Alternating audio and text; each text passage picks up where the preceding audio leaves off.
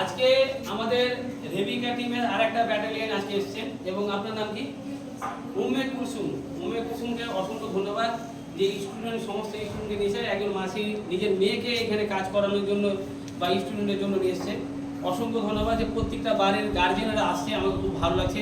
আমি চাই এই সমাজসেবার কাজটা প্রত্যেকটা মেয়েরা যদি বাড়ি বাড়ি জাগরণ করতে পারে, তাহলে আমাদের এই মালদা জেলা কালিয়াচক 1, 2, 3 অনেক বেটার জায়গায় যাবে, অনেক উন্নয়নের জায়গায় যাবে। কারণ মানুষকে স্বাস্থ্য নিয়ে যদি সচেতন করা যায়, স্বাস্থ্য নিয়ে যদি বার্তা দেওয়া যায়, তাহলে আমরা অনেক দালালের হাত থেকে মানুষকে বাঁচাতে পারবো। রাজ্য সরকার, কেন্দ্র সরকার এত সুবিধা রাখার পরেও আমরা মানুষ দালালের হাতে পড়ে মানুষের কাছে ধার দেনাতে ঋণী হয়ে থাকছি। তাহলে সেই ঋণী না হন, তার জন্য আমরা প্রত্যেকটা সভা মহিলা মঙ্গল সমিতি সোশ্যাল ওয়ার্কারকে দিয়ে, স্টুডেন্ট দক্ষতা স্টুডেন্টকে দিয়ে, কলেজের সমস্ত স্টুডেন্টকে দিয়ে আমরা কালিয়াচক 1, 2 বিভিন্ন মালদা প্রান্তে আমরা সার্ভের কাজ শুরু করেছি এবং তাদের জন্য আমরা চিন্তা ভাবনা রেখেছি যে সবাই মিলে তার জন্য সংসার বা তার ফ্যামিলিটাকে যেন আমরা দেখতে পারি। কেন তাদের তো একটা পেট আছে, তাদের তো একটা সংসার আছে।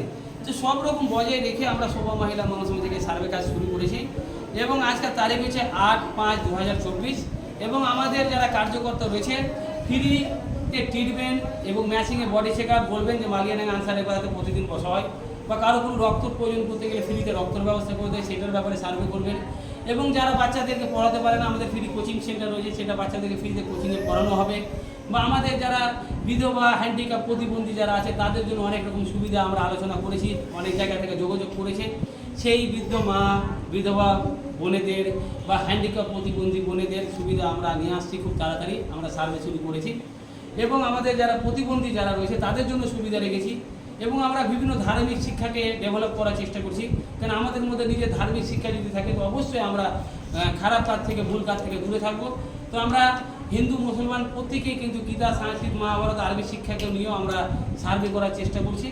তো যারা এই ভিডিওটা দেখছেন, সরকারি দপ্তরে হোক বা রাজনীতি পলিটিক্যাল লোক হোক বা কোনো বিজনেসম্যান হোক বা কোনো সমাজসেবী হোক, আপনারা অবশ্যই আমাদের সমস্ত সোশ্যাল ওয়ার্কারকে সম্মান দিবেন বা আপনাদের যে পাড়ায় যাবে, গ্রামে যাবে, আপনাদের সেবার জন্য সার্ভে করবে, তাদেরকে যথেষ্ট সম্মান দিবেন, চেয়ারে বসে দেবেন এবং আপনারা দলবদ্ধ হয়ে একটা দল গঠন করে, একটা গ্রুপ তৈরি করে আপনারা যেন একে অপরে যোগাযোগ রাখেন আমাদের সঙ্গে, সেই সেবাটা নেওয়ার চেষ্টা করবেন এবং নামটা আপনারা গ্রুপে লিখানোর চেষ্টা করবেন।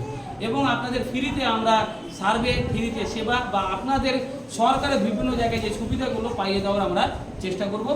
এবং এর পাশাপাশি যে আমাদের ভারত স্কিল ডেভেলপমেন্ট এবং আমাদের বিগত দিন ধরে the digital India board of education দপ্তর থেকে যে আমরা GDA nursing course, beautician, tailoring, computer যে কোর্সগুলো করাচ্ছি, আপনারা দেখছেন the digital India board of education সামান্য অল্প করে যে অ্যাডমিশনের দ্বারাই আমরা থাকার ব্যবস্থা, পড়াশোনার ব্যবস্থা সব রকম এবং কোর্স কমপ্লিট করার পরে তারা যেন নিজের পায়ে দাঁড়াতে পারে, যে বিভিন্ন আমাদের নার্সিংয়ের সাথে যোগাযোগ আছে, তাদেরকে প্র্যাকটিক্যাল এক্সপিরিয়েন্স সার্টিফিকেটের ব্যবস্থা করে দেওয়া এবং তাদেরকে বিভিন্ন প্রান্তে হোম নার্সিং, নার্সিং হোম বা বিভিন্ন দপ্তরে তাদের কাজের সন্ধানে বা যে কোনো ডাক্তারের ব্যাপারে অ্যাসিস্ট্যান্ট নার্সিং হিসাবে তাদেরকে একটা কাজের ব্যবস্থা করিয়ে দেওয়া।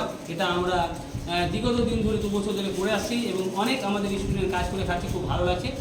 এবং আপনারা এই সমাজসেবার কাজ করবেন তো সবাই? সকলে করতে চাইছেন? তো সকলেই করতে চাইছে, খুব ভালো লাগছে।